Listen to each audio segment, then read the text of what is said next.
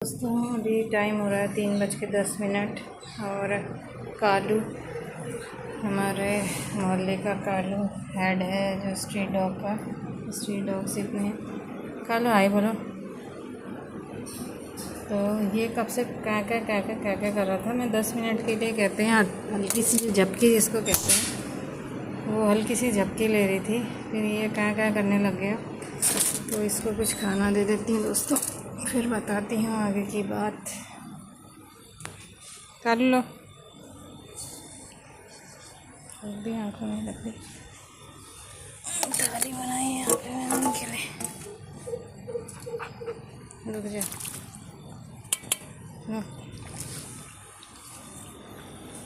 खाना।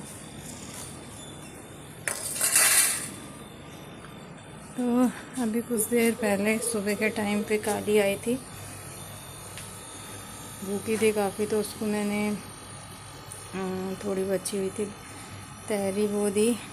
और फिर दिन के टाइम और आ गई थी, हस्बैंड की स्कूटी की आवाज़ सुनी उसने 2 बजे। तो फिर मैंने उसको एक मोटी सी रोटी थी उसको भिगाया पानी में, और फिर उसके बाद थोड़ा सा उसमें दूध डाला वो दी। फिर अभी कालू आया है चिल्लाते हुए, इसको दे दिया। तो मैंने अपने एक एक्सपीरियंस, जो एक अनुभव कहते हैं, मैंने महसूस किया दोस्तों। कुछ दिन पहले ऐसी मैंने 2 बार की बात है, काली को खाना दे दिया था और तब मेरे दांत में दर्द नहीं हो रहा था, मतलब तब ट्रीटमेंट चल ही रहा था। और अचानक से दांत में दर्द उठा। फिर मैं काफ़ी देर तक सोच रही थी आखिर दांत में दर्द क्यों हो रहा है। फिर बाद में मुझे पता चला मैंने उसको सूखी रोटी दे दी थी, और तब पता चला कि जो चीज़ हम नहीं खा सकते हैं वो हम दूसरे को भी कैसे दे सकते हैं।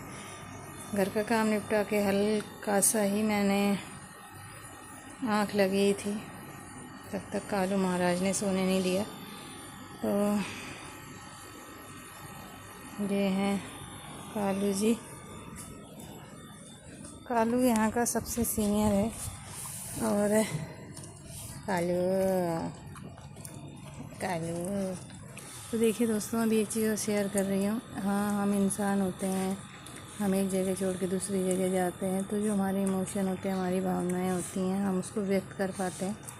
कुछ दिन पहले की बात है, जिस जगह मैं इसी कैंपस के अंदर जहाँ पे रहती थी, तो वहाँ पे एक नेपाली दीदी थी, उनके बच्चे बाहर थे, बड़े बड़े थे शायद। तो वो बहुत इन जानवरों को देखती थी और खाना देती थी भर भर के। एक पत्थर है वहाँ पे, वो हमेशा भरा रहता था, हमेशा।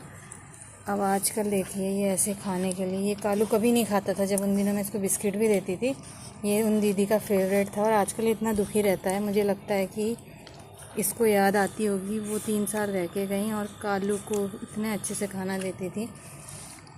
तो वैसे उन दीदी के मैं टच में नहीं हूँ, मगर अब ये कालू के ऐसे हालात हो गए। देखिए 3 साल उन्होंने पाला। तो मेरा तो यही कहना है, अगर उनकी कोई सहेली हो यहाँ पे, तो वीडियो कॉल करके कालू से बात कर सकती हैं, क्योंकि कालू की भी उम्र हो गई है, काफ़ी इसकी उम्र हो चुकी है। तो कालू आजकल उदास भी रहता है। मुझे लगता है वही दीदी जो नेपाली दीदी थी, वो खाना देती थी जितने भी स्ट्रीट डॉग हैं सबको। कालू कभी उन दिनों ऐसे खाना नहीं खाता था, कभी। तो यानी कि वो इसको बहुत नॉनवेज वगैरह भी, जैसा कि मैं तो अभी आई हूँ, मैं सुनती भी थी कि वो बहुत देती थी।